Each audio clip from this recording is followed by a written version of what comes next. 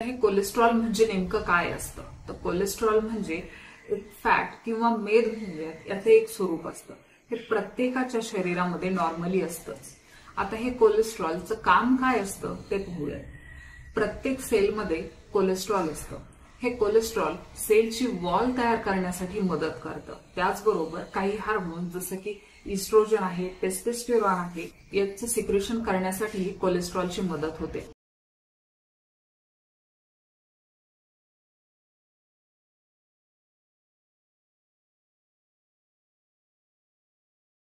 तुमचं cholesterol level हे वाढू शकतं.